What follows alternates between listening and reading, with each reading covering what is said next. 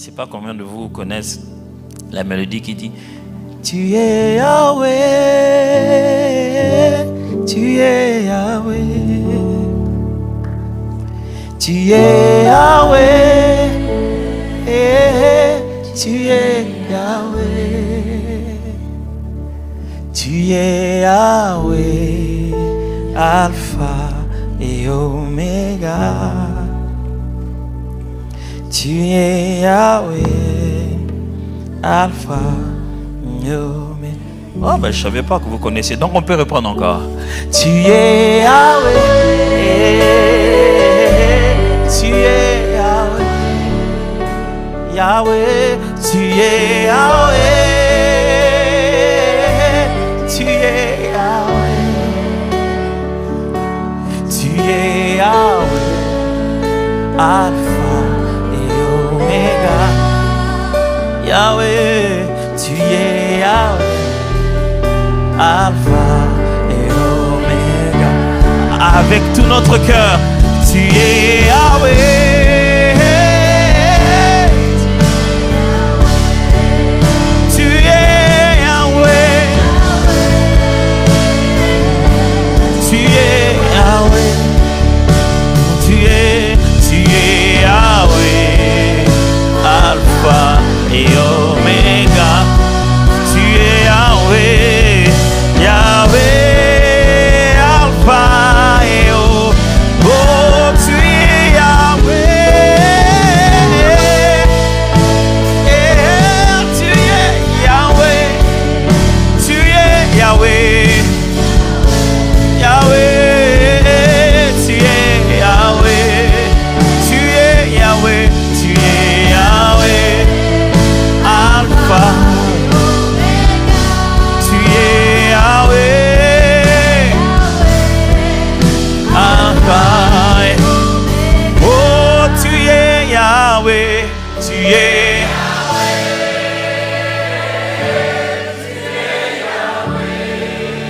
Yahweh.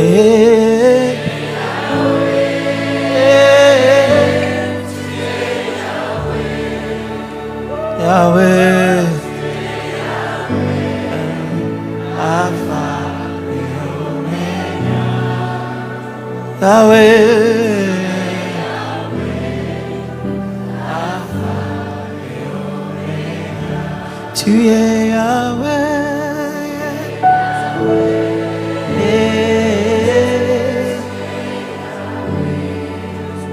Yahweh, tu es Yahweh,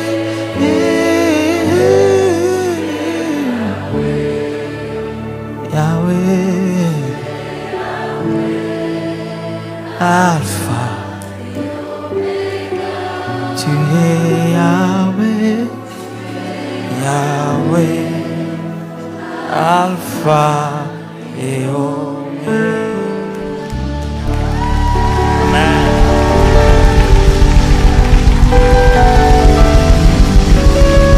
Amen. Gloire à Dieu. Nous pouvons nous rasseoir.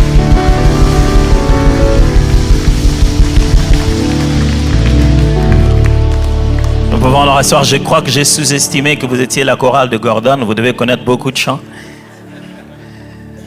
Des fois, on a l'impression qu'il n'y a pas des cantiques qui échappent à Gordon. Il suffit de commencer et puis après, boum, il est dedans. Je dis, mais super. Je suis encore très content d'être ici et de pouvoir partager la parole de Dieu avec vous aujourd'hui. C'est le 3e mercredi. Et on m'a fait comprendre qu'on appelle cette période les vacances de construction. C'est ça? Et je me suis dit alors, est-ce que moi j'ai les droits de vacances parce que là je construis rien. Mais je crois que ça doit revenir, ça doit quand même venir de loin, ça, n'est-ce pas? C'est lié. J'ai tenté de comprendre. Je dis j'aurais dû avoir moi des vacances de construction, pas des congés sabbatiques. On dirait que ça marche pas les congés sabbatiques. Mais on dit quoi alors quand on est en vacances de construction? On se souhaite quoi? Bonnes vacances? On devait mettre un truc construction dedans. Vraiment. Bonnes vacances alors à tout le monde. Alors, aujourd'hui sera le 3e mercredi. On a commencé à aborder la question de la prière. J'ai cette chaise parce que tout à l'heure, je vais m'asseoir. Ça fait mal de perdre du poids. Vous avez tout compris. Alors, et depuis qu'on a commencé, on s'est dit, on s'est posé cette question entre la quantité de la prière, qui veut dire prier beaucoup, prier régulièrement, et la qualité de la prière, qui veut dire prier de la bonne manière, prier comme Dieu le veut. Qu'est-ce qui était plus important? Très vite, les premiers jours, on est arrivé à la conclusion que, il n'y avait pas de choix. On devait autant prier régulièrement que prier de la bonne manière. Il faut prier comme Dieu le veut, parler à Dieu du fond de son cœur et le faire régulièrement. Pourquoi? Parce que c'est une relation.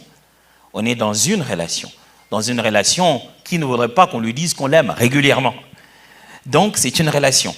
C'est à la fois régulier et c'est à la fois sincère et intense. Au second jour, je parle comme si j'avais créé le monde en 7 jours.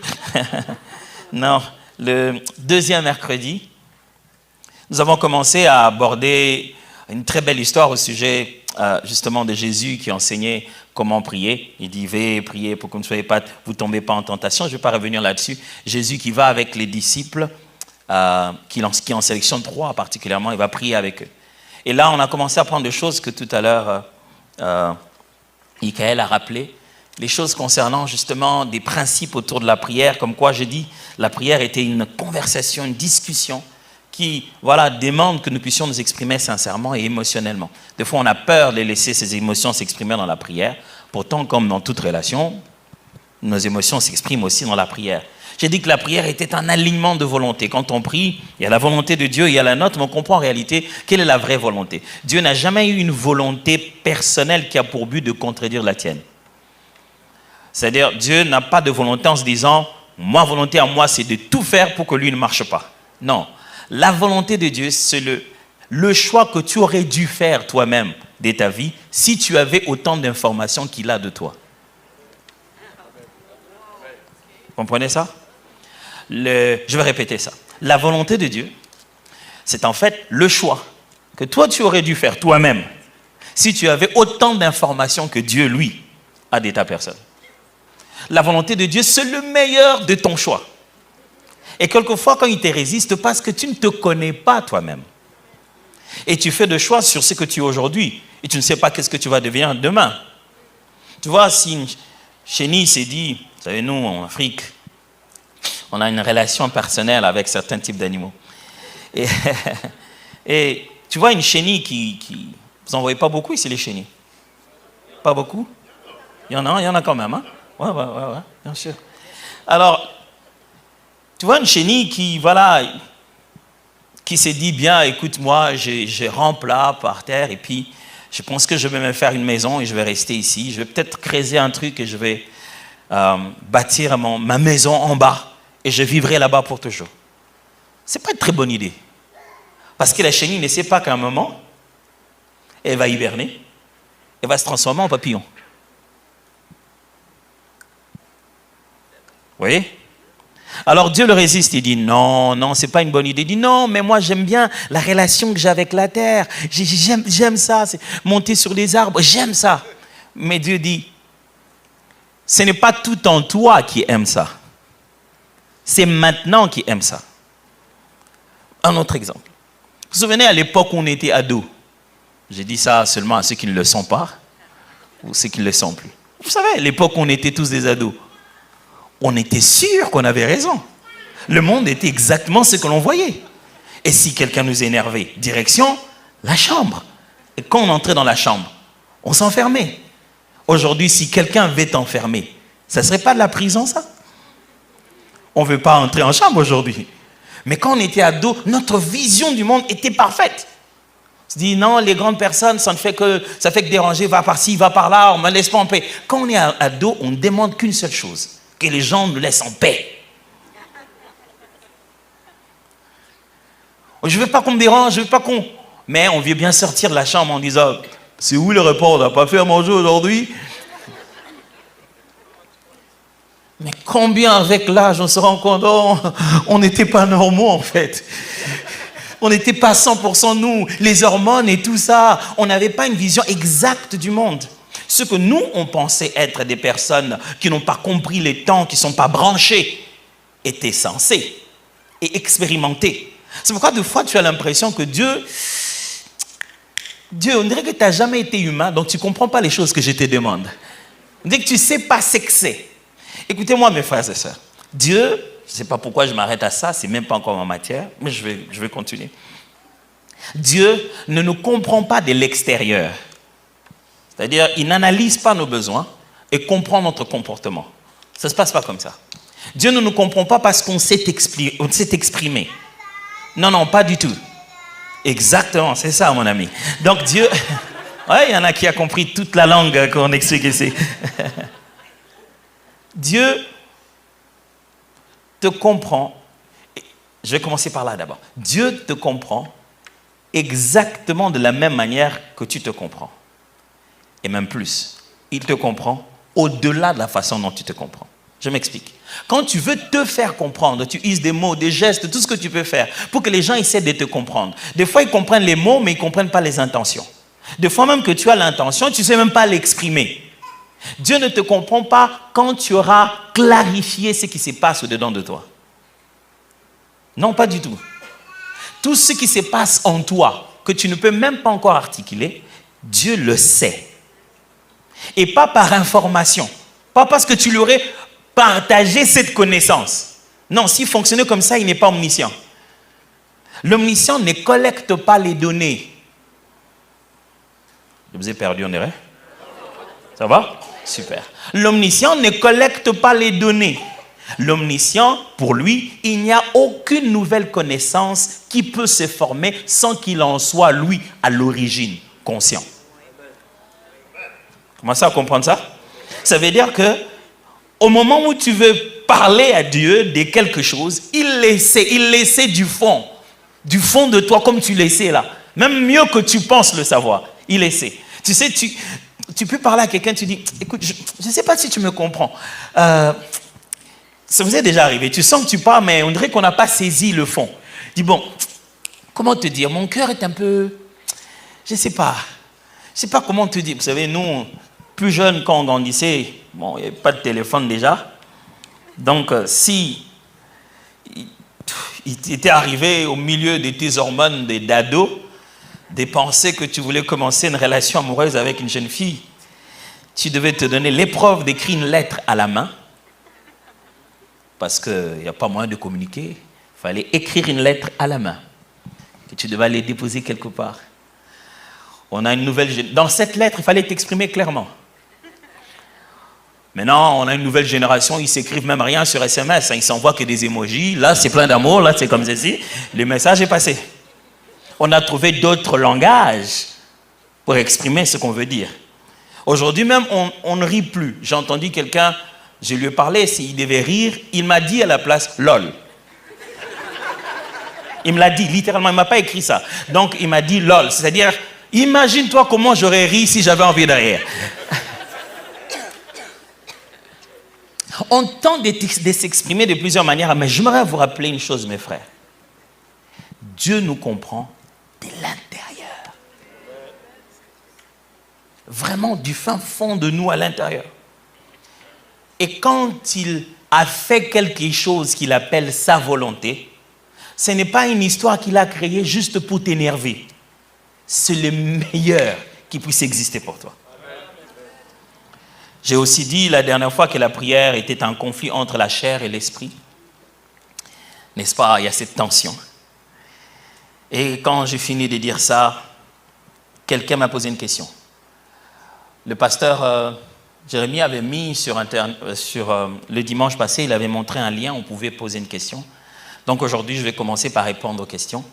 Donc s'il y a le temps, je laisserai aussi aux uns aux autres de poser des questions. Tout à l'heure, quand je donnerai le feu vert, il faudra se rendre à ce micro ici pour poser une question si vous en avez.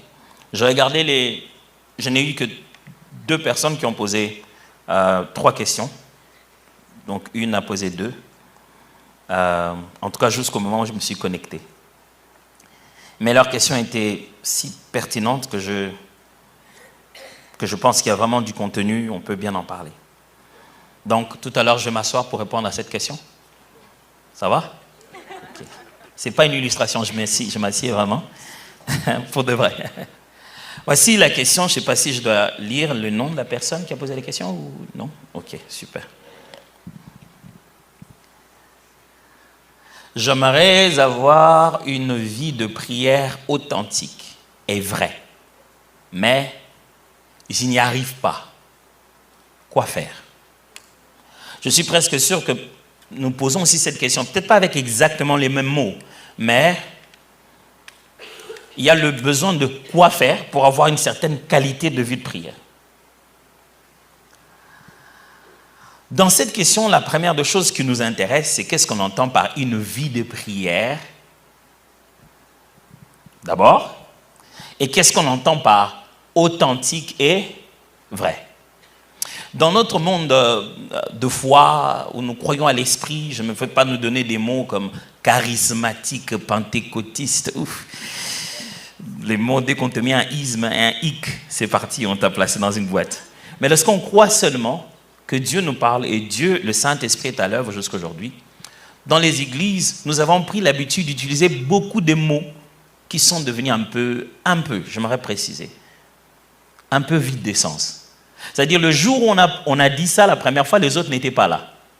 Quand ils sont arrivés, ils entendent qu'on parle de la vie de prière authentique et vraie. Ils ne savent pas vraiment, mais ils savent que quand on dit authentique, on fait un geste avec notre corps. Donc c'est dit que ça doit être sérieux. C'est-à-dire qu'on ne... Je veux dire quoi? On ne fait pas de l'induction. On n'explique pas aux nouveaux convertis la teneur des mots qui font partie de nos jargons de tout le jour dans le culte. Imaginez ceci. Vous arrivez à un culte pour la première fois de toute votre vie, depuis que vous êtes né, vous venez dans une église. Vous entrez. À l'entrée, le modérateur vous dit, le conducteur de louange dit, bien-aimé, bienvenue dans la présence du Seigneur. Vous dites, ouais, c'est certainement ici la présence du Seigneur. Vraiment, nous allons nous approcher devant sa face. Tu essaies d'avancer, personne ne bouge. On s'approche où? Ok, tu ne bouges pas. Bien-aimé, alors nous allons élever le Seigneur. Tu regardes, les gens élèvent les mains. Bon, ok. C'était les seigneurs, mais j'élève quand même les mains. Il dit, maintenant, pendant ce moment, nous allons répandre nos cœurs. Répandre nos cœurs. Et je vous prie, bien-aimés, entrons dans la profondeur. Tu es perdu. Au moment où tu étais dans la profondeur, c'est là qu'on te dit, monte, vas-y, monte. Sincèrement parlant. Si personne ne t'a dit ce que ça veut dire, tu es perdu. Et du coup, nous avons des gens qui feignent de comprendre ce qu'ils font. Parce qu'ils ont juste regardé à côté, on a dit, mais nous allons monter dans la... Élevant le Seigneur, le voisin... Ah, il a aussi levé les mains, c'est ça, élever les seigneurs. Les gens ne sont pas vraiment questionnés sur des choses qu'ils ont déjà trouvées dans l'église. Alors, je ne veux pas que la prochaine fois qu'on dise... élevant les seigneurs, regardez le voisin. Mais alors, ce qu'on entend par une vie de prière, je vais commencer par là, je ne donnerai pas une définition parfaite de la vie de prière. Pour ça, il faut regarder Teach. Pourquoi je dois à tout prix parler de la vie de prière? Parce que c'est le but même de tous ces enseignements. On voudrait qu'à un moment donné, nous vivions un certain style de vie de prière, n'est-ce pas? Ce style de vie de prière que Jésus nous recommande. Mais il y a 3 pensées majeures quand vous pensez à ce qu'on appelle une vie de prière. Premièrement, pensez que c'est un état d'esprit de dialogue permanent. Je répète, un état d'esprit de dialogue permanent. Un état d'esprit, c'est quoi? C'est un état d'esprit. C'est-à-dire que c'est devenu ce que tu es. C'est comme ça que tu es. Chaque être humain a en lui ce qu'on appelle un monologue interne. Il se parle à lui-même. C'est comme ça que tu fais ta lecture, c'est comme ça que tu fais tes pensées, c'est comme ça que tu t'énerves contre toi-même dans la tête. Tu te dis, mais alors, Tom, qu'est-ce que tu as fait? T'es pas fou. Tu trouves ça normal de te parler à toi-même. Mais maintenant, quand on devient chrétien, on prend conscience qu'il n'existe plus un espace de nous dans lequel on est seul. Ce n'est ni en pensée, ni en réflexion. Tu n'as plus ça. il n'existe plus de monologue en toi, là où Dieu n'existe pas. Où tu serais en train de faire un jardin secret, où tu te parlerais à toi-même. Impossible. Toute pensée qui circule dans ta tête, toute réflexion que tu fais monter en toi, sentiment, ressentiment que tu fais monter en toi, c'est en présence de sa personne. C'est pour cette raison que Jésus explique ça comme ça. Vous avez appris qu'il a été dit, tu ne commettras pas d'adultère. Mais moi, je vous dis, celui qui regarde la femme de son prochain, qui est des pensées, a déjà commis l'adultère avec elle dans sa pensée. C'est-à-dire qu'il ne faut pas avoir pratiqué pour qu'une chose soit considérée péché. Il faut déjà l'avoir conçue. Il existe un autre espace que cet espace physique dans lequel existe déjà notre relation avec Dieu. Une vie de prière, c'est se dire que quand une pensée traverse ma tête, quand je réfléchis, Dieu est là. Alors s'il te plaît, ne va pas dormir en ayant beaucoup réfléchi. Élimine les réflexions, transforme-les en prière. Réfléchis en présence de Dieu. Que chaque fois quand tu réfléchis, tu prennes conscience que Dieu m'entend en fait. Dieu peut participer à cette réflexion. J'aime bien comment la Bible dit. La Bible dit... Lorsque Joseph réfléchissait sur le meilleur moyen de pouvoir rompre avec Marie, l'ange de l'Éternel lui apparut. Pas parce qu'il priait, pas parce qu'il parlait en langue. Au moment où il était en train de concevoir, d'imposer dans son esprit ce qui va être son caractère, il était en train d'éduquer son homme intérieur. Vous savez, avant qu'on pose un acte, on se conditionne, n'est-ce pas? Ce qui se passe à l'intérieur de toi là, c'est plus important même que l'action que tu vas poser. C'est pour cette raison que Dieu n'attend pas que Abraham tue physiquement Isaac. Dès que ça s'est passé à l'intérieur, c'est fait. Isaac n'a plus besoin de mourir. À l'intérieur, là où il fallait se séparer d'Isaac, ça s'est fait à l'intérieur du cœur d'Abraham. Avoir un style de vie de prière, c'est être capable d'être conscient à tout moment que Dieu m'entend. Et que je suis en train de parler avec Dieu à tout moment. Je me rappelle une fois, ma femme et moi, on était à la maison. Oh, ma femme, elle me manque. On était à la maison parler. Alors, tu sais, à un moment donné, tu ne te rends pas compte combien d'enfants tu as et tu commences à te rendre compte juste la maison commence à devenir petite. Je dis, mais chérie, j'ai été épousée seule. D'où sont venues toutes ces autres personnes que tu as amenées? Mais bon, comme si j'étais pour rien. Mais voilà. Et on se parlait parce que la vie, les enfants et tout, ça devenait un peu difficile pour nous. On commençait à habiter beaucoup plus loin par rapport à l'église et tout. Et en ce moment-là, on n'avait pas de moyens de locomotion. On s'est parlé le soir. Après avoir fait des visites, on voulait que les enfants aillent apprendre à nager et tout ça. On revient, on s'est dit, mais comment on va vivre ça? Apprendre à nager, parce que ça va être très difficile. On n'a pas formulé ce qu'on pense appeler prière. On a juste parlé. On dit, ce serait vraiment bien qu'on ait un véhicule. Le matin, en sortant, j'ai un coup de fil, quelqu'un qui m'appelle, qui me dit, pasteur, je dois vraiment te voir. J'ai dit, écoute, ouais, sans problème, je lui ai donné une heure où il devait me voir. Bon, on est sorti avec Nadège, on devait aller... Nadège, c'est ma femme, désolé, des fois j'oublie que... Alors, on va avec elle aussi pour aller voir un autre endroit où les enfants devaient peut-être aller apprendre à nager. Et on arrive là-bas, je vois un numéro qui insiste à m'appeler, je rappelle, et puis il me dit, oui, mais pasteur, c'est avec moi que tu avais rendez-vous, je suis déjà arrivé. Je dis, oh, zut, alors désolé, j'arrive. Et puis c'est là que j'arrive, le monsieur me rencontre, me dit, dehors, j'avais vu qu'il y avait une petite voiture, monospace là. Et puis à l'intérieur, quand j'entre, je trouve une Range Rover, on appelle ça chez nous des styles présidentiels. Je dis, bon, les gars, il doit être vraiment friqué. Hein. J'entre et puis on parle. Il a dit, j'ai pas vraiment beaucoup de temps là, je viens de sortir d'un moment de maladie terrible pendant lequel j'étais au coma. Et pendant que j'étais au coma, j'étais vu chanter un vieux cantique de moi que j'ai chanté à longtemps, les premiers cantiques par lesquels j'ai été connu dans notre milieu. Il m'a dit, je t'ai vu chanter et une voix m'a dit, j'aimerais le récompenser sur ça. Et va chercher le véhicule que tu avais vendu au président de la République. Donne-le lui. Alors, j'étais là genre, c'est ça. Et puis, il dit, je vais te montrer, je sors, il s'arrête là, devant cette voiture, je dis, C'est ça, oui. Ce jour-là, on est rentrés, ma femme et moi, on n'a pas prié. On a juste dansé, sans musique. Vous savez quand vous dansez sans musique? On a juste dansé du Seigneur, qu'est-ce qui se passe? Les matins, je suis parti au boulot, je dis, écoute, on laisse ça parce que j'ai pas vraiment... Un monsieur m'appelle en cours de route, il me dit, pasteur, je voudrais te voir. Je dis, mais j'habite assez loin. Il dit, je vais venir quand même chez toi. Bon, en route, pendant que je revenais, il dit, pasteur, j'arrive déjà. J'ai dit, attends, moi, je suis presque.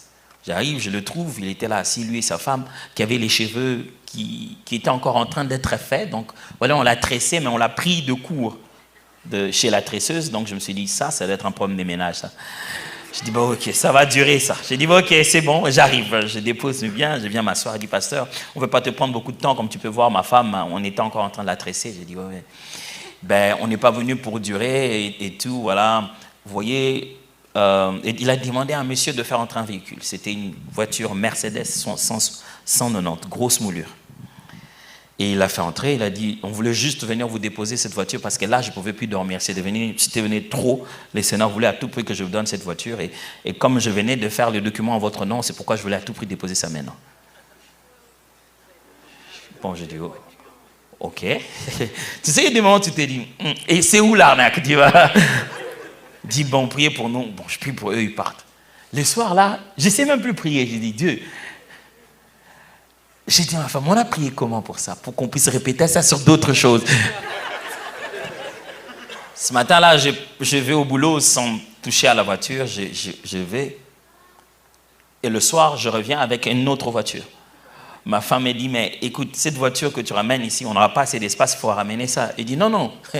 Ça, c'est à nous. En allant au bureau, un collègue m'a dit qu'il n'arrive pas à dormir ces derniers temps. Le Seigneur l'a convaincu de me donner une voiture. Pour lesquels il n'y a eu ni jeûne, ni prière. C'est pourquoi je vous expliquais tout à l'heure. Dieu ne vous écoute pas dehors. Il vous écoute dedans. Et en fait, il y a une belle phrase que quelqu'un dit, il est plus proche de votre cœur que vous ne l'êtes vous-même. Vous voyez ça? Donc, je ne fais que parler de la vie de prière, mais la vie de prière, c'est aussi une discipline des habitudes sacrées. C'est cette partie-là qui nous dérange souvent. Une vie de prière, c'est aussi une discipline des habitudes sacrées. Ce qu'on appelle des habitudes sacrées, c'est juste que tu te donnes des rendez-vous permanents qui sont devenus si importants que tu as mis ça de côté, quoi. Tu as rendu ça sacré. C'est sacré, c'est important. Quand on a une discipline de répéter ces habitudes sacrées-là, comme rester en temps de prière seul à seul avec Dieu, devant sa parole, entendre lire, cette habitude-là de se discipliner. C'est ce qu'on appelle aussi une vie de prière. C'est-à-dire, tu fais tes prières régulièrement.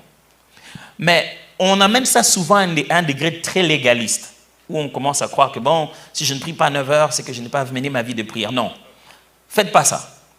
Réfléchissez plutôt en termes de, quelle est cette habitude que vous n'abandonnez jamais de manger tous les jours? Pourquoi on a l'impression que faire quelque chose tous les jours, c'est impossible? Surtout qu'on pense à la prière. Pourtant, on tient les téléphones tous les jours. Si bien que la première chose qu'on fait au réveil, c'est où se trouve mon téléphone? Mais c'est juste quand on remplit notre tête de ce poids, de ce rendez-vous-là légaliste en se disant, c'est là qu'on devient paniqué. Mais il y a plein de choses que nous faisons tous les jours sans y réfléchir. Et nous sommes si réguliers en train de le faire. Tous les jours. Il y a des gens, par exemple, qui râlent tous les jours. On a envie de se demander, mais tiens, il vient d'allumer sa radio là, ça va partir pour toute la journée. Il y a même des jours où vous dites, est-ce qu'aujourd'hui il ne va pas le faire? Mais il est fait. Mais on craint comme si on avait un rendez-vous régulier avec Dieu, on a l'impression qu'on ne le tiendrait pas. Pourquoi? Parce que de fois, on veut se dire, ça doit être un rendez-vous qui prenne du temps. Ça va faire 10 minutes, ça va faire 20 minutes, ça va faire... Vous savez quand c'est important, quand vous comprenez le côté vital, vous allez finalement le faire. Mais c'est comme quand le médecin te dit, prends-toi l'attention tout le jour à cause de ce que tu as comme problème. Est-ce qu'il n'arrive pas à un moment où tu ne le prends pas à midi, tu vas le prendre à 19h? Ah, tiens, j'ai oublié de prendre ma attention.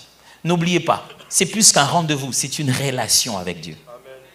Cette discipline, dans toute relation, on a besoin de discipline.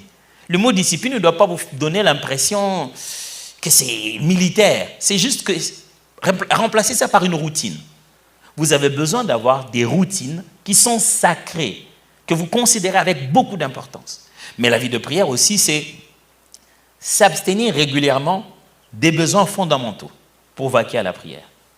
Ce qu'on appelle une vie de prière, c'est avoir un style de vie où, hebdomadairement, mensuellement, vous apprenez à vous abstenir de certaines choses que le corps a besoin fondamentalement pour vous tourner à la prière. Pourquoi? Le grand message de ces abstinences, c'est dire à Dieu, tu es celui sans qui je ne peux vivre. C'est-à-dire, sans manger, je peux vivre, mais sans toi, je ne peux pas vivre. Sans sommeil, je ne peux vivre, mais sans toi, je ne peux pas vivre.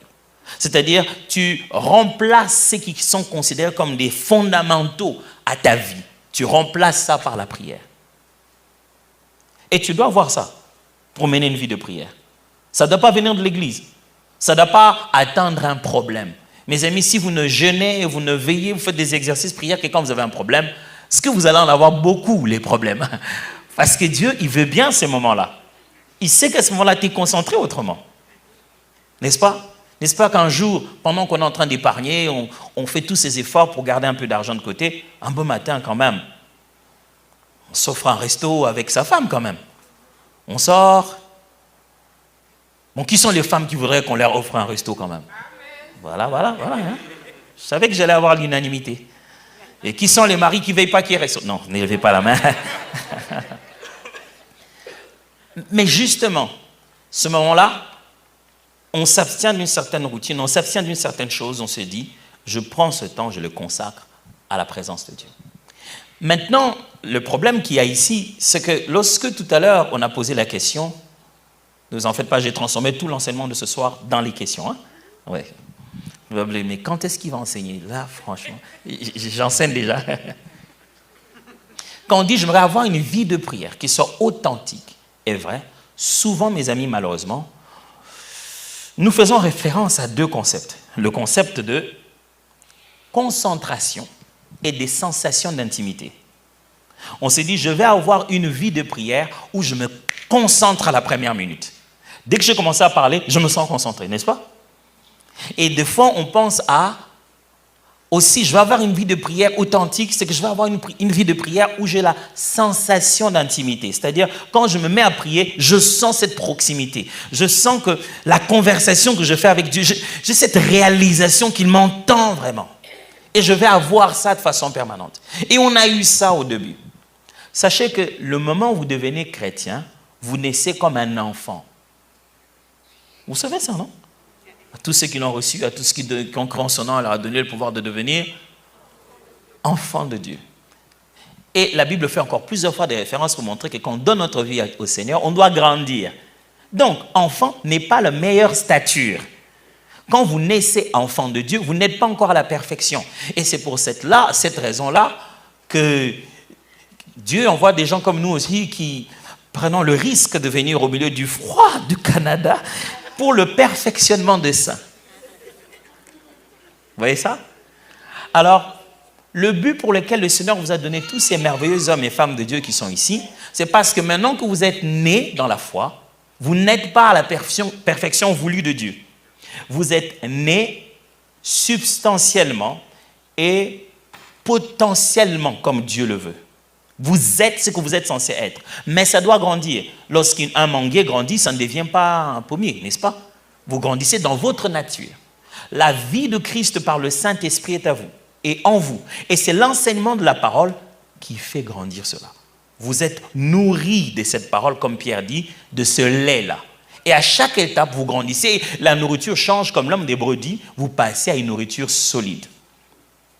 Et quand vous naissez, sachez-le bien qu'au début de toute naissance, c'est tout ce qui est instinctif, c'est tout ce qui est automatique, c'est tout ce qu'on n'a pas besoin de nous expliquer qui nous arrive d'abord. Vous avez des réflexes. Vous vivez encore comme un enfant devait vivre. Il vit encore par ce qu'il sent. Or, quand vous grandissez, vous allez vous rendre compte que vous ne pouvez pas vivre par ce que vous sentez. Et que la foi chrétienne n'est pas basée sur les sensations, mais sur la connaissance et la foi aux choses invisibles. La Bible l'explique bien. Paul l'explique dans Galates, il dit ceci. Lorsque l'héritier est encore un enfant, il ne diffère de rien d'un esclave, jusqu'à ce qu'il soit mis entre les mains des tuteurs, des enseignants, des encadreurs, jusqu'au temps voulu par le Père. C'est pourquoi, lorsque le peuple était encore ignorant, Dieu a envoyé la loi par Moïse, comme ses tuteurs, pour encadrer l'enfant, jusqu'à ce que Christ vienne. Ça signifie qu'au début, quand vous êtes encore enfant, Dieu traite avec vous différemment de quand vous allez grandir. Ça va? Il traite même certains de ses principes différemment. Et vous verrez que l'Ancien Testament est rempli de beaucoup de manifestations physiques. Il faut que Moïse voie, il faut qu'on ressente, parce que c'est ça un enfant. Il a besoin de ça. Beaucoup de chrétiens vivent dans une culpabilité d'avoir perdu les sensations du début. Et ils disent qu'ils ont perdu leur vie de prière. Ça va? Vous avez constaté que je demande tout le temps, ça va, hein? Désolé. C'est un réflexe. Ça va, hein? Ouais, ça va, c'est bon. Donc, quand vous priez au début de votre foi, vous ne priez pas bien. Vous priez comme un enfant. Si vous tentez de retrouver ça, vous tentez de redevenir enfant. Vos conversations, votre degré de conscience de la présence de Dieu dans vos nouvelles conversations ne doit plus être repéré aux mêmes endroits. C'est-à-dire, vous ne devez plus chercher les mêmes repères que vous aviez au début pour vous rassurer que Dieu est là, pour vous rassurer que Dieu m'entend, pour vous rassurer que la présence de Dieu est là. Sinon, vous souffrirez d'une grande culpabilité. Vous grandissez. Vous êtes en train de grandir au point de commencer à vous rendre compte. Je n'ai rien senti, rien n'a touché, rien ne s'est fait ressentir. Il est là. Il a entendu, on a parlé, c'est fait. Vous voyez, pour que Dieu, mes amis, crée l'univers, il ne sent rien. On dit, l'Éternel sentit qu'il voulait... Non, il n'a pas besoin de ressentir ce qu'il vit spirituellement. Il le sait, c'est une réalité. Et quand vous grandissez, vous commencez de moins en moins à vivre votre vie avec la sensation du corps, mais avec la compréhension de l'esprit. Vous allez commencer à grandir. Alors, quand vous voulez vivre une vie de prière authentique et vraie, oubliez déjà cette notion de ressentir. Il y a des moments où tu ne ressentirais rien d'intime, mais il est là. Quand ma femme viendra, il ne faudra pas lui dire ce que je me prépare à dire maintenant. Pardonnez-moi, peut-être vous, ça ne vous arrive pas, moi. Il faut beaucoup prier pour moi, j'ai beaucoup de problèmes. Mais il arrive des matins où je me réveille, je n'ai aucune intimité vis-à-vis de ma femme. C'est ma collègue, c'est mon ami. C'est bien, c'est juste ma femme. C'est normal. Ça arrive comme ça. On a passé un jour presque des collègues, quoi. On a parlé beaucoup d'enfants. On parle beaucoup d'enfants. Vous, les enfants qui êtes ici, sachez bien qu'on parle beaucoup de vous. Ça passe presque toute la soirée. C'est trop. Vous ne pouvez pas vous occuper de vous-même pour qu'on arrête. Bon, c'est pas grave. Mais il y a des séjours, je ne sais pas pour vous, où tu sens que c'est ma femme. Je ne sais pas, vous voyez ça. Promener main dans la main. Tu n'as pas envie de laisser distante. Tu as tout le temps envie de rester là. Cette intimité-là, ce n'est pas 7 jours sur 7. Ce n'est pas 24 heures sur 24. Parce qu'il y a des moments où il y a des pertes des réseaux, vous étiez bien, mais un truc qui fait... Mais la base de ça, c'est une relation, un engagement, qui ne demande pas de sentir. Qui sait? Tu n'as pas besoin de sentir que tu l'aimes. Tu sais que tu l'aimes. Ma femme, pour me dire qu'elle m'aime, elle me dit souvent, tu es la personne que j'aime le plus au monde et la personne qui m'énerve le plus au monde. Quelle déclaration d'amour. À la base, donc, comme j'essaie d'expliquer ici, on n'a pas besoin de tout le temps ressentir cette intimité-là Non, pas toujours. Ce n'est pas sur base de ça. C'est la conscience et la connaissance de sa présence. Qu'il est là, que je lui parle, qu'on s'entend, c'est vrai, il me comprend. C'est ça qui doit rester dans notre cœur plus que tout. Ça, quand c'est bien ancré, c'est parti. C'est la base dont on a besoin. Donc, la concentration, qui est aussi l'autre des choses que nous nous disons, je vais bien prier. La concentration, mes amis, c'est la raison pour laquelle on ferme les yeux. Parce que quand Jésus nous apprend à prier, il ne dit pas quand vous priez, fermez les yeux et dites, notre Père qui est aux cieux. Non, fermez les yeux. C'est une habitude qu'on a pris pour ne pas être distrait. Mais fermer les yeux, ce n'est pas une doctrine. Donc tu peux prier les yeux ouverts. Et d'ailleurs, je vais vous dire sincèrement, les prières les plus complexes de ma vie, je les ai fait les yeux ouverts. C'est-à-dire, il y a des moments où tu as envie de... Je n'ai pas envie de fermer les yeux, on dirait que tu vas m'avoir. Je veux te voir là. Je crois que si je ferme les yeux, c'est là que tu arrives à me faire des trucs. Non, Seigneur, je crois que je vais te parler. Je ne sais pas si ça vous est déjà arrivé. Il y a des moments où tu ne sais pas si tu pries ou tu es en train de te plaindre. Pourtant, ça, c'est prier. Et dans ce moment-là, la concentration de foi, on a l'impression que je parle à Dieu, mais quelque chose dans mes pensées est aussi en train de partir. Vous savez ça, n'est-ce pas? Vous êtes en train de prier, oh Seigneur, je te rends grâce, je te bénis, toi notre Dieu, je quittais la maison jusqu'ici par ta grâce. Quand tu as dit quitter la maison, il y a quelque chose qui s'est fait dans ta tête qu'on appelle association des idées. Quand tu as dit quitter la maison, du coup ton système de gestion de la maison dit, est-ce que tu avais éteint le four?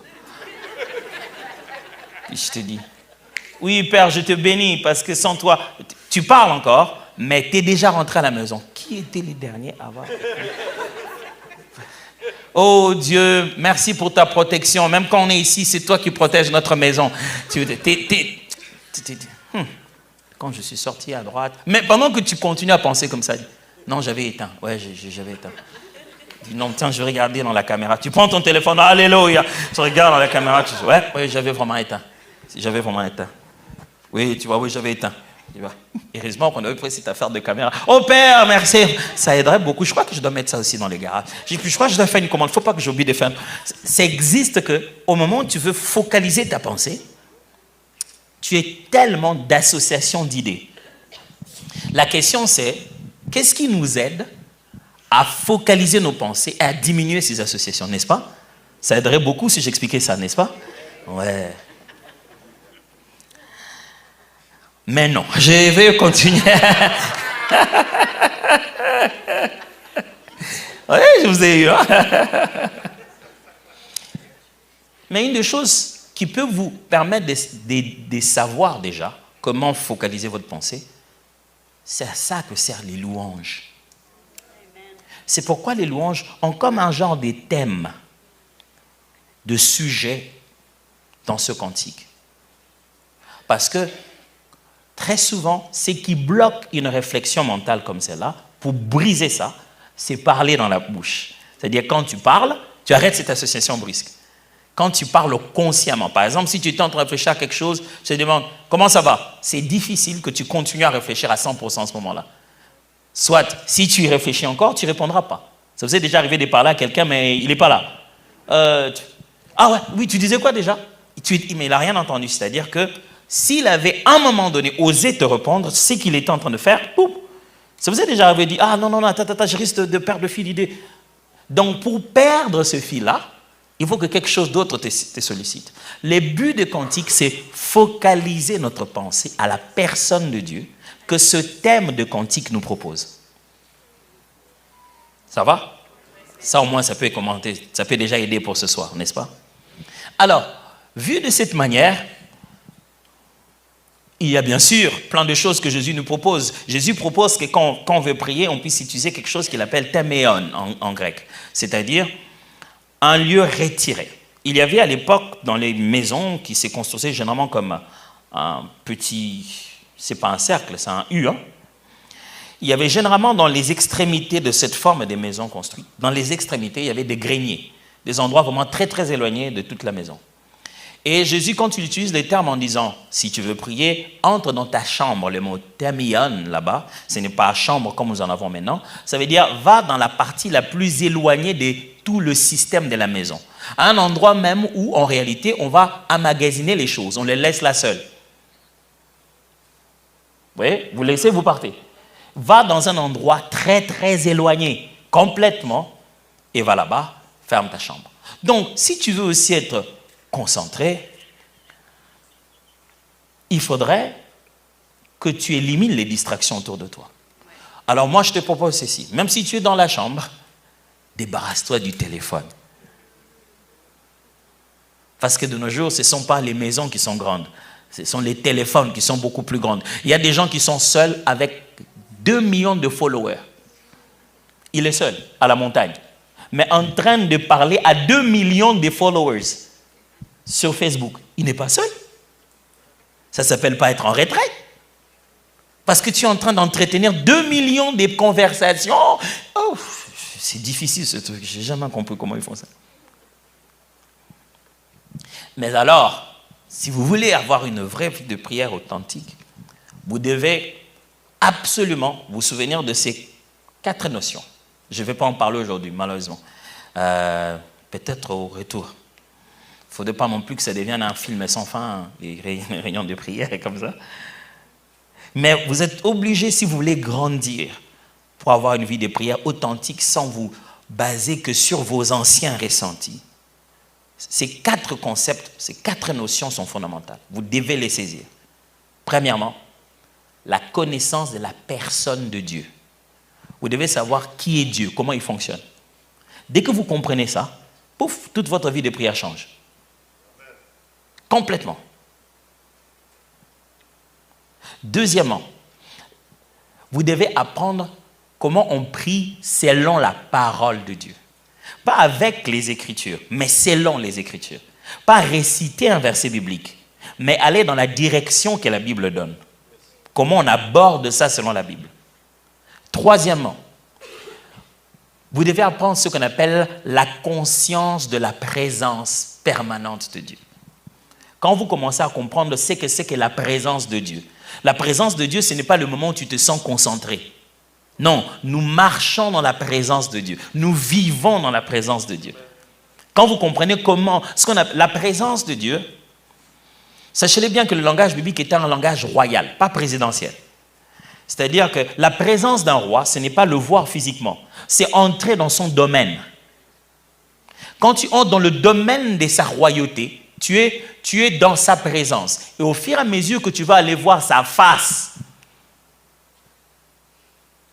tu viens te présenter à lui. Quatrièmement, vous devez apprendre ce qu'on appelle avoir une compréhension de la spiritualité chrétienne. Quand on dit le mot spiritualité, n'en ayez pas peur, c'est juste comment vous devez répondre à cette question. Quel est l'homme? Qui est l'homme spirituellement? Qu'est-ce qu'est l'homme? Un être humain est quoi? Vous devez répondre aussi à la question Dieu. Et les activités de Dieu et les hommes, c'est quoi? Et vous devez enfin répondre à la question les anges et les démons, ces affaires-là, c'est quoi? Si vous répondez à ces 3 questions de comment ça fonctionne, vous avez répondu à la spiritualité. Alors, puisque quand même j'aimerais que vous partiez avec une bonne dose de réflexion. L'homme, il est comment? Est-ce que Dieu souffle dans le ventre de chaque mère pour y mettre un nouvel esprit à la naissance de chaque bébé? Comme il a soufflé le premier jour. Comment se forme l'esprit d'un homme? Si on considère que le premier jour, Dieu a soufflé dans Adam, qui veut dire poussière, qui veut dire boue, et qui a pris vie, il n'a même jamais soufflé sur Ève. Parce qu'il a pris déjà d'Adam. Et jamais soufflé sur Caïn, jamais soufflé sur Abel, jamais soufflé sur nous tous. À quel moment ton bébé est un esprit? Vous voyez ce genre de questions, ça vous fait réfléchir, n'est-ce pas? C'est quand on donne des réponses, et la Bible donne des réponses bibliques à ça. Quand on donne des réponses à ça, que tout devient clair. Qu'on commence à comprendre ce qu'on appelle une spiritualité. À partir du moment où tu comprends comment fonctionne la spiritualité chrétienne, ta vie de prière change complètement. Tu sais où se trouvent les anges, où se trouvent les démons, tu sais comment fonctionne toute cette affaire-là. Tu n'es plus embrouillé.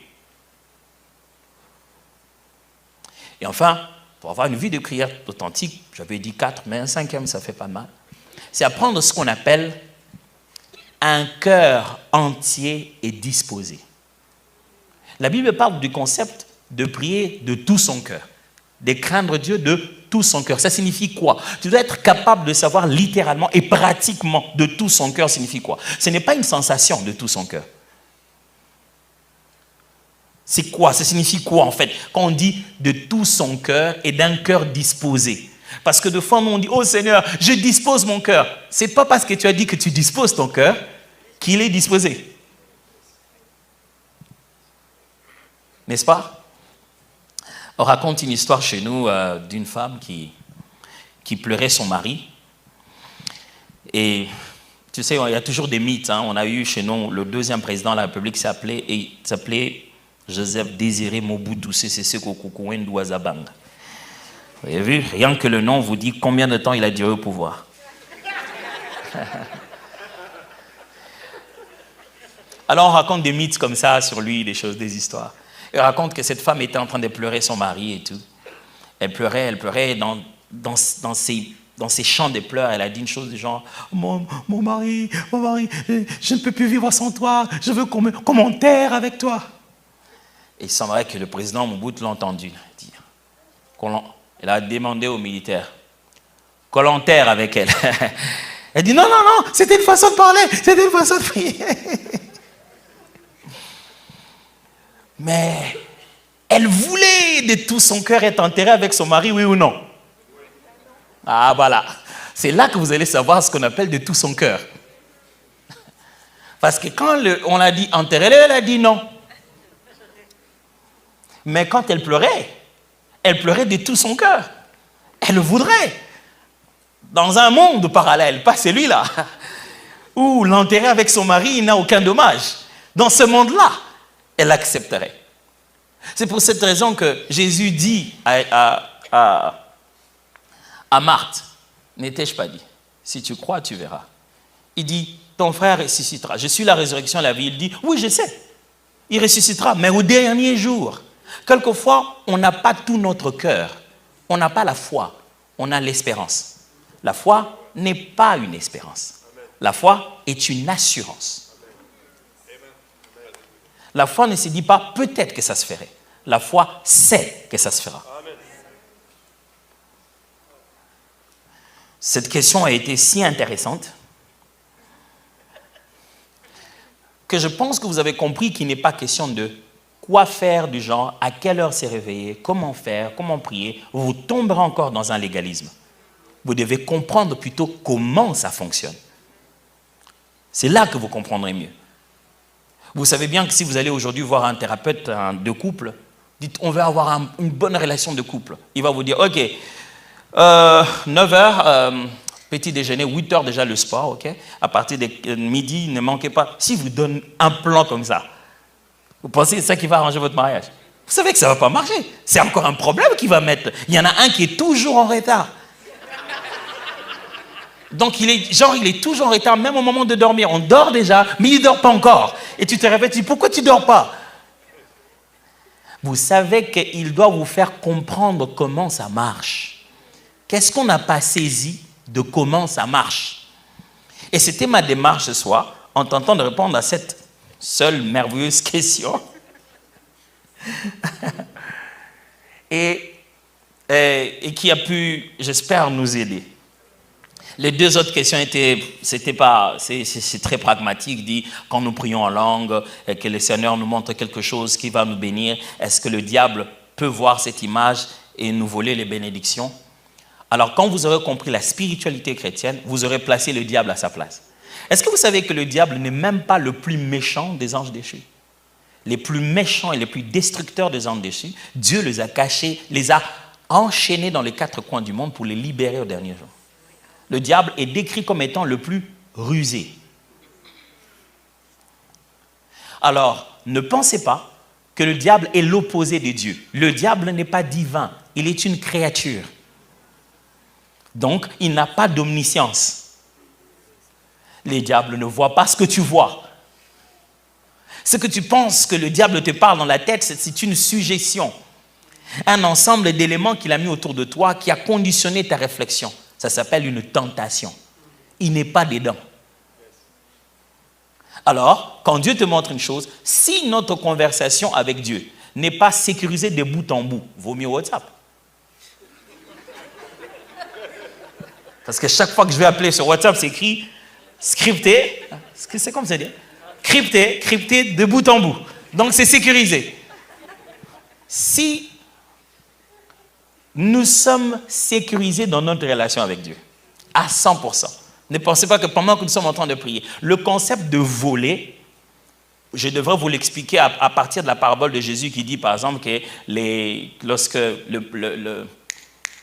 les semeurs passaient en cours de route, voilà, il a fait tomber la sémence et l'oiseau a volé. Et la Bible dit c'est les voleurs, les diables qui viennent voler la parole de Dieu. C'est là qu'on trouve ces types de termes. Et aussi quand la Bible parle de lui dans Jean chapitre 10 en disant le voleur ne vient que pour dérober, égorger et détruire. Non, mais ne lui donnez, il n'est pas un as non plus. Hein. C'est pas qu'il est le grand voleur de tout, il vole tout partout et en tout. Non, c'est pas comme ça. Quand tu parles et tu vis avec Dieu, quand tu comprends la spiritualité, comment ça fonctionne dans la Bible, je t'assure que tu as compris beaucoup de choses.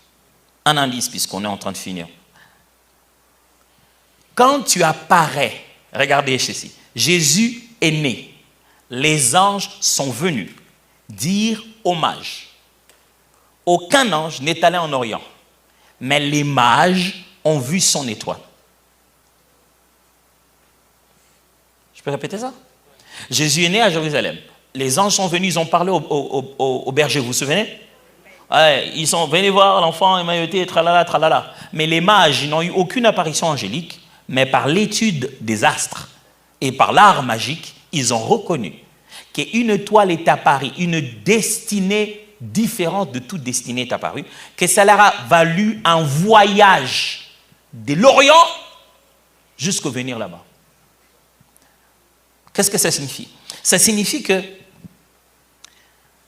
il y a des principes dans la spiritualité qui permettent, quel que soit le camp où vous vous trouvez, de comprendre ce qui se passe. Mais nous ne le comprenons pas de la même manière. Ça va? C'est-à-dire que la nature de qui tu es, autant quand toi tu es devant quelqu'un que tu reconnais qui cette personne est dérangée d'esprit mauvais, autant ces esprits en lui reconnaissent qui est dans toi. C'est pour cette raison, quand Jésus s'approchait de quelqu'un, les esprits commençaient à réagir. La perception de deux mondes. Si dans le deux mondes, on ne peut pas se percevoir, le combat est impossible. Si on ne peut pas s'atteindre, il n'y a pas de combat spirituel. Alors, ça, c'est rien que pour vous montrer que ce que Dieu vous a montré, ne craignez pas. Là, comment le diable vient perturber les gens par rapport à leur bénédiction, ça c'est une toute autre question que si je me mets à répondre aujourd'hui, vous ne voudrez plus jamais que je fasse une session de questions et de réponses. Et puis la dernière question, c'était, est-ce possible, est-ce que nous devons faire la louange avant de prier le Seigneur? Est-ce qu'avant de commencer à parler à Dieu, on doit toujours commencer par la louange? Non, je n'ai pas besoin de commencer toujours par la louange. Mais quel est l'avantage de la louange? Quand Jésus nous a appris à prier, il l'a dit, quand vous priez, dites, notre Père qui es aux cieux, que ton nom soit sanctifié, que ton règne vienne. Il y a un but certainement, pour lequel Jésus a voulu que nous commencions d'abord par louer Dieu. Avant que nous puissions savoir que nos pensées peuvent se déranger et que nous pouvons être distraits, Jésus, il savait déjà. Il dit, quand vous priez, dites. Il aurait pu dire, quand vous priez, dites, Dieu, que ton nom soit glorifié. Non, c'est très intelligible. Quand Jésus dit, quand vous priez, dites notre Père, il dit, usez d'un attribut personnel et relationnel qui va créer dans votre tête une image de lui présent et qui va établir une connexion lorsque vous faites cette activité spirituelle. Dieu n'est pas que Père. Il aurait pu dire « Créateur divin ». Il a dit « Non, non, quand vous priez, dites votre Père ». Il dit « Comme dites notre Père ». Il dit « Abordez-les déjà tout de suite par un attribut qui vous permette de créer de l'imagination et de vous sentir connecté dans la conversation avec lui ». Donc, quand vous commencez par la louange, vous faites quelque chose de bien à l'humain qui consiste à commencer à lui mettre un contexte dans la conversation. L'homme n'arrive pas à tenir longtemps une conversation quand il ne sait pas à qui il parle.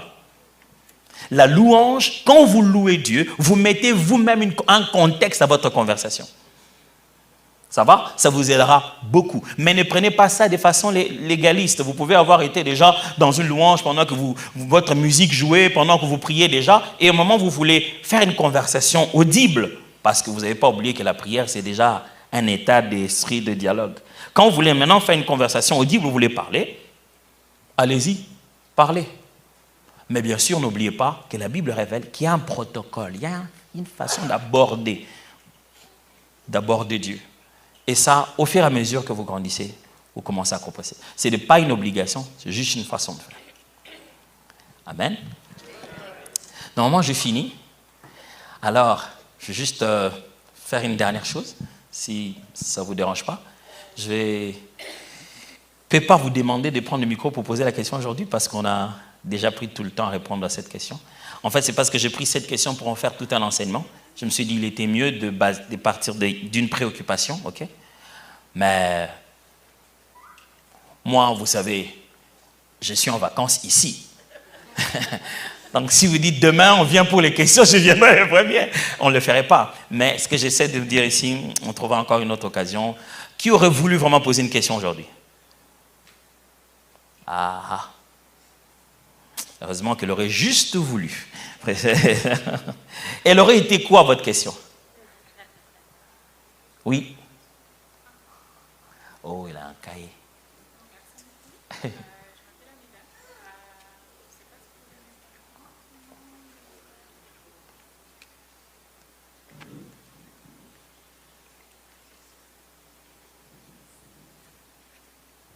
Première fois dans un grand monde comme ça pour poser des questions. Ben, on va acclamer très fort. C'est sa première fois dans un grand monde comme ça pour poser une question. Bon, je m'appelle Amida. My French is not really good, but I'll try. My background, j'étais musulmane, j'étais musulman. Et quand je vous dites le monde de prière, pour moi, c'est vraiment un peu difficile. Je suis nouvelle, je suis en train d'apprendre chaque jour. Et je vous remercie vraiment de nous voir à Zakaï. Whatever word you have, just go ahead. Thank you so much for having us here. It's really grateful for me to be here as my family as well. Every Sunday I come here with my children. And I really appreciate also my son have autism and no one have complained about him. And I really appreciate this church so much. Elle dit qu'elle bénit les Seigneurs et qu'elle apprécie beaucoup d'être ici. Et elle a un enfant qui est autiste et personne ne s'est jamais plaint de son enfant. Et elle apprécie beaucoup d'être dans cette église. Elle aime le fait qu'on puisse les accueillir de cette manière. Et puis, for the first time I came here, the main pastor who usually preach here, I cry at every moment he speak, just like I was in the tears until the end. And they ask who want really know more about Jesus. So I accept that day. Elle est venue ici la première fois et le pasteur qui prêche d'habitude ici, il parle du pasteur Jérémie, qui ce jour-là en prêchant, elle a passé toute sa journée ici donc à pleurer, elle a tellement pleuré et qu'à la fin quand on a demandé qui venait donner sa vie à Jésus, ce jour-là elle est passée, c'est ce jour-là qu'elle a donné sa vie à Jésus. Thank you. For sure, I've been in a different church and different country, even my country, I come from Rwanda, I've been in different churches. But it was really hard for me with my family because, you know, I don't want to talk really much, you know, about Islam. It's really strict. So you cannot even have a friend as a Christian or even closer. It's really strict. So the way we used to pray is just, like you say, that we don't have to pray like morning, afternoon, like that. For them, it's like strict. So when I pray, my question when I pray is, every time I have a feel like my body tells me that you are not praying. That's not how you're supposed to pray. So every time when I talk to my family, they say, we are praying for you. You have to come back. We have to pray for you every day. So I WhatsApp them. Every time when I talk about Jesus, I'm not afraid anymore to talk about Jesus. On my Facebook, on my family WhatsApp, I talk about Jesus because I know there is a way he bring, there is a way I was, not right now. It's different. I'm different. So when I pray, I feel like my family is praying for me to come back. And I don't know if I'm really praying in a good way, if I really am in a good position. So I am last born, by the way, for 10 children. So can you imagine the last born change all my family, my uncle, my auntie, every person in the family. I am only one. So my children as well, my husband as well, we are Christian. Oh. So I'm really glad. Amen. But, I'm really afraid that when they talk to my children, they say that about Islam and everything. So I really need your help for your prayers, wherever you are. I really need your help to be able to know how I can pray. And I really appreciate the question you just finished to answer. It helped me a lot. I write a lot. So it's going to help me for my prayer and everything. But I still have doubt in me, inside, that it keeps inside me, that I'm praying, Muhammad, we know we're praying for you. You're going to come back. You are lost. Okay. You have to come back. Thank you so much for your time. Alors, je ne veux plus interpréter pour vous parce que vous avez acclamé sans que je n'ai interprété, donc vous aviez compris. Mais en résumé, vous avez compris ce qu'elle veut dire.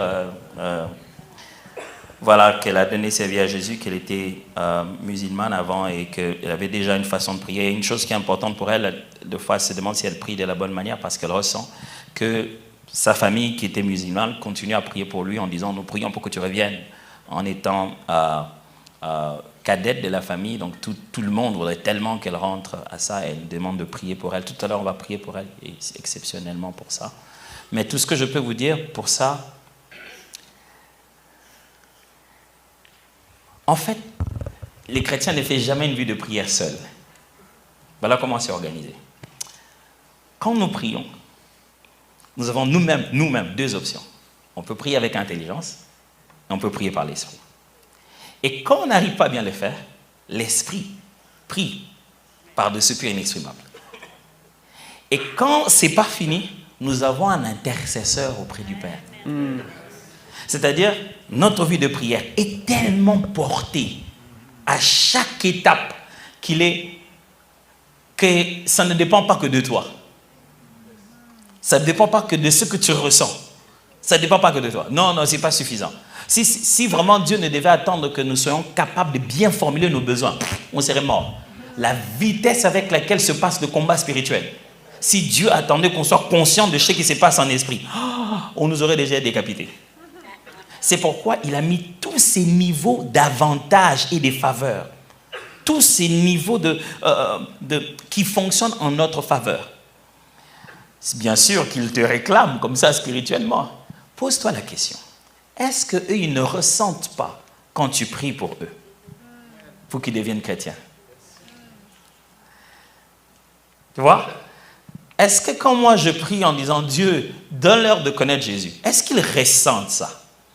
Est-ce qu'ils ont conscience que quelque chose les attire aussi vers la bonne direction? Concentre-toi sur ça. Mais leur nombre ne garantit pas leur exaucement. Tu vois, c'est ce que l'histoire d'Élie veut montrer. Il dit, les prophètes de Baal, ils étaient nombreux. Ils ont fait des incisions, ils ont crié. Mais rien. Élie était seul. Et boum. Vous n'êtes pas minoritaire. Vous n'êtes pas seul. Ça, vous devez le savoir. Donc, vous n'êtes pas du côté où ça penche. Allez, on va commencer d'abord par prier pour elle. Et on va prier ensemble tout à l'heure. Est-ce qu'on peut prier pour notre sœur? Votre prénom encore, s'il vous plaît? Amina. Amida. Ok, on va mettre nos mains en direction de la sœur Amida. Nous allons prier Dieu et demander au Seigneur de faire d'elle un instrument puissant qui va amener sa famille à Christ. Que son témoignage, son changement amène plusieurs à Christ. Prions ensemble.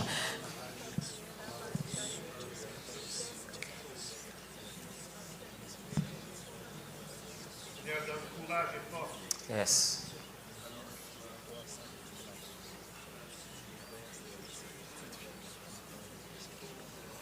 Seigneur, il est temps qu'eux ressentent cette attraction à Jésus. Il est temps qu'elles deviennent ce véritable sel, qui vont se rendre compte que notre vie manque du sel. On veut qu'elle soit là. Tu as dit que nous sommes le sel de ce monde. Nous sommes la lumière ici sur la terre. Père, il est temps qu'elle éclaire et que les gens comprennent qu'ils étaient dans le ténèbre et qu'ils ont besoin de cette lumière qu'elle porte. Je vais demander une dernière prière, c'est celle que vous devez faire avec votre voisin de gauche et de droite en lui tenant par la main. Tenez juste le voisin de gauche et de droite.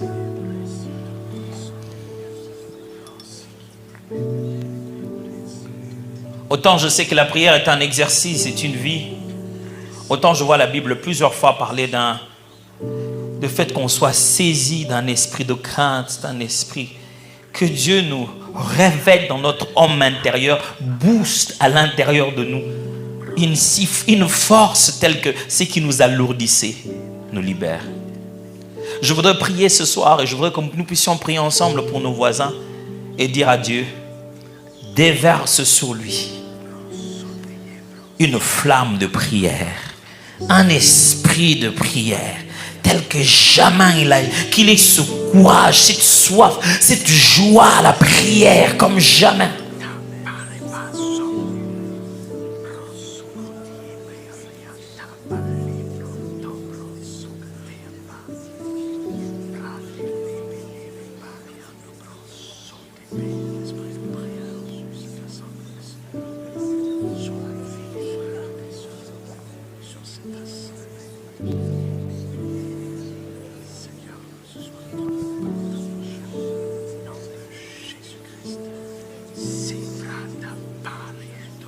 Je vais demander à Frank de venir prier pour nous.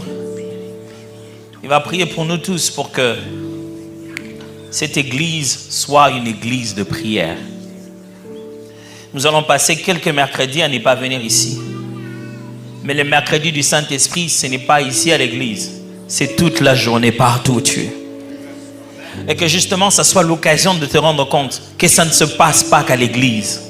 Ça peut se passer avec moi dans ma chambre. Ça peut se passer avec moi dans ma voiture. Ça peut se passer avec moi quelque part dans un jardin en train de marcher et que la présence de Dieu, la conscience de la prière, de devenir une culture, une vie à l'intérieur de moi.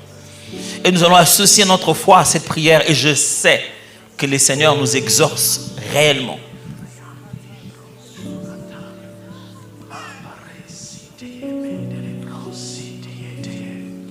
Seigneur, on veut te remercier.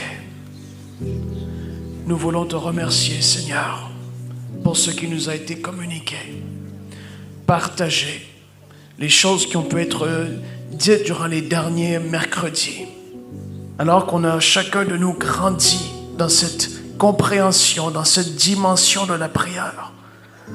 Alors, Père, qu'on a compris davantage à quel point c'est important, à quel point c'est puissant, à quel point, mais à la fois que c'est simple aussi.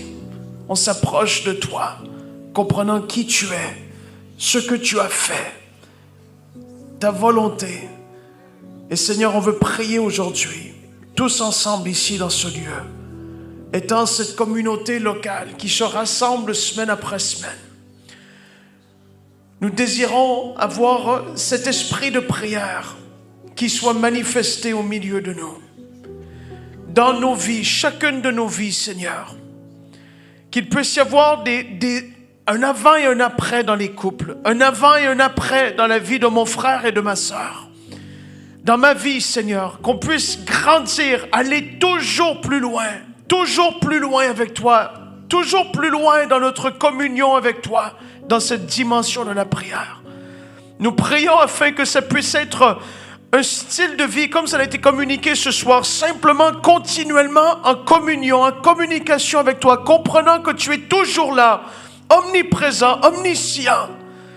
Seigneur, qu'on puisse, même durant ces semaines où est-ce qu'il n'y aura pas de mercredi, qu'il puisse y avoir un feu dans les foyers, un feu dans les cœurs, un feu dans les enfants, qu'il y ait des réunions de famille qui soient fortes, des réunions de prière puissantes en esprit.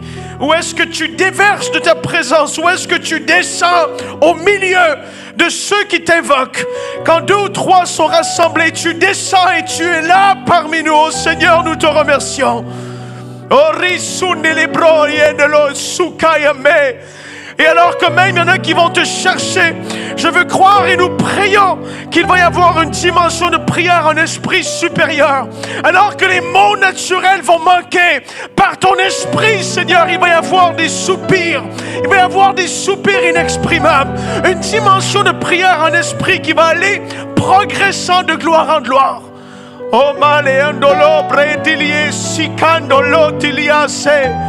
Nous prions pour une concentration nouvelle dans la prière.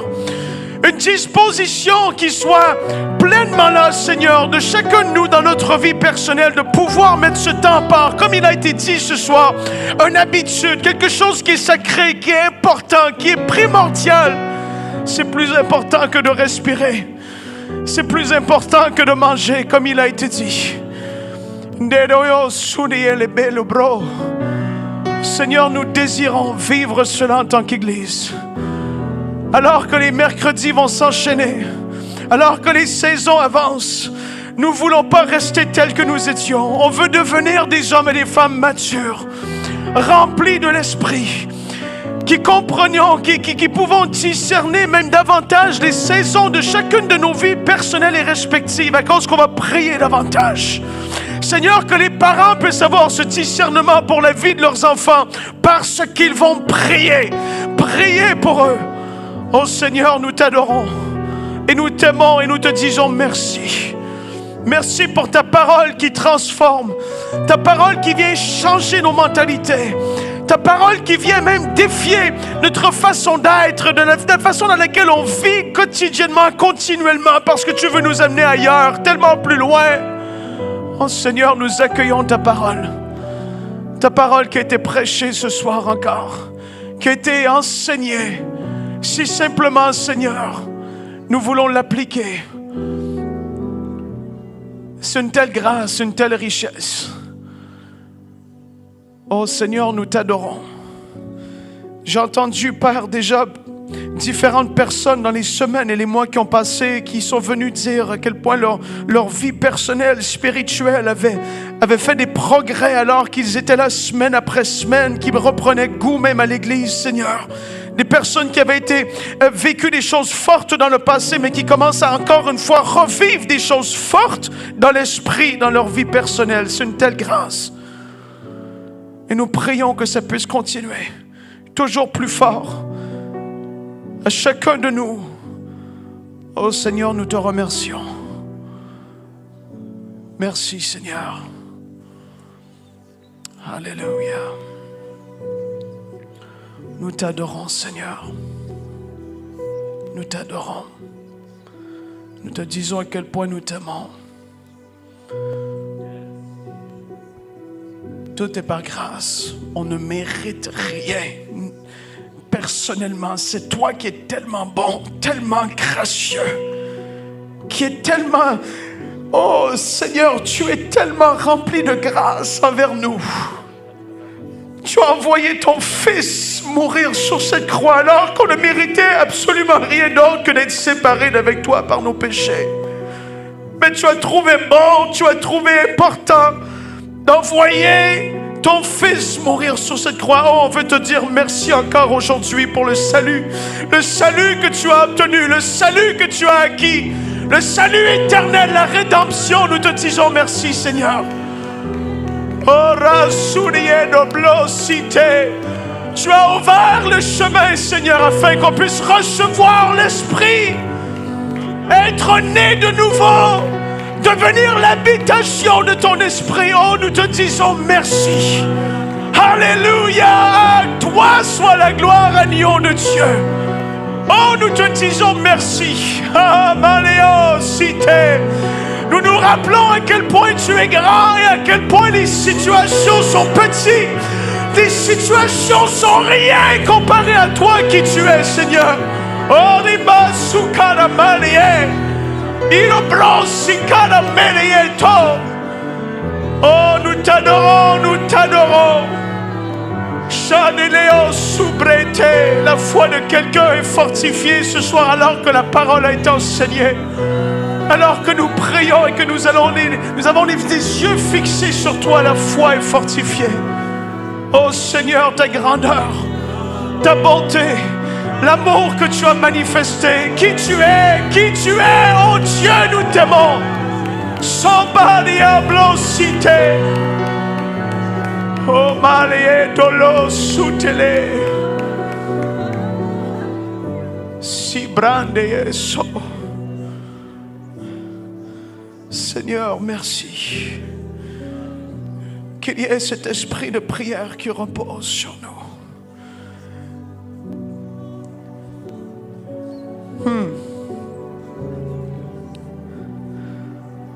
Irobro si candelebro soutier. Je sens, je ne sais pas comment le dire, mais je sens dans l'esprit qu'il va y avoir certaines personnes. Vous aviez été, même il y avait certaines prières que peut-être vous n'avez même pas osé dire parce que vous vous disiez, si je prie ça, si je demande ça, mais c'est comme si l'esprit va vous amener à prier des prières qui vont être audacieuses, qui vont vous sortir de votre zone habituelle de confort. Parce que l'esprit de prière va reposer davantage. Parce qu'on ne va plus regarder au naturel, au terre à terre avec les yeux naturels, mais on va voir avec les yeux de la foi davantage. Et je prie, Père, que ce soit mon partage aussi. Amène-nous à quelque part d'autre. Mara sobre. Oh Seigneur, qu'il puisse y avoir des témoignages de vie, de prière restaurée suite à ces enseignements. Qu'il y ait une soif et un feu, alors qu'on va revenir plus tard au mois d'août, Seigneur. Rafraîchi. Oh, nous t'adorons. Seigneur, merci. Alléluia. Jesus. Ouais, merci, Seigneur. Oh, Jesus.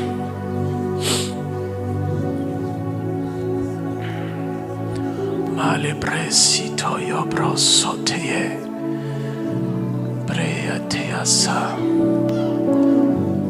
Merci Seigneur. Mende dedie sobrosiata.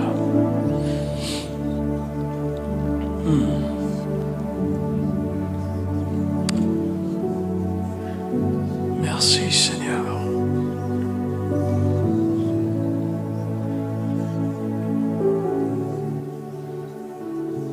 Juste quelques instants encore dans sa présence, quelques instants.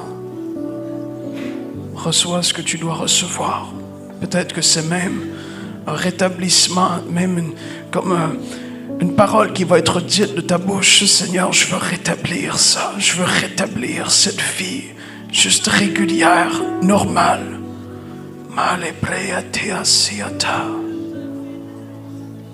Oui, Seigneur, merci.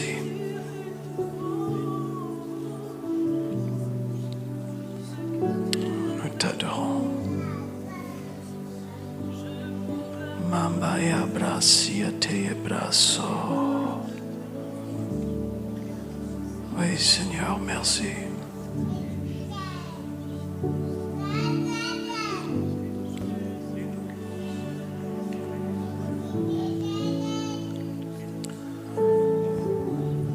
Merci, Seigneur. Cabracito yo broso. Jesus.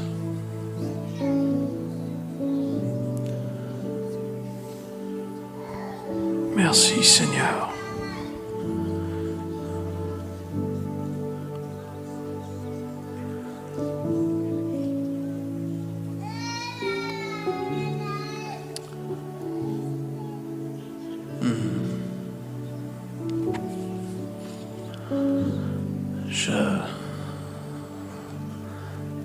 Ça m'arrive souvent que c'est moi qui dois briser ça, là, un moment comme ça. Mais le but, c'est pas de briser un moment, c'est de donner envie, comme même moi, j'ai envie aussi. Mais de pouvoir l'appliquer, continuer dès ce soir, dès demain, de prendre ce temps. Amen? Amen. Vous avez été bénis durant les 3 dernières semaines. On peut remercier le Seigneur et puis le pasteur Toms aussi. Merci Seigneur.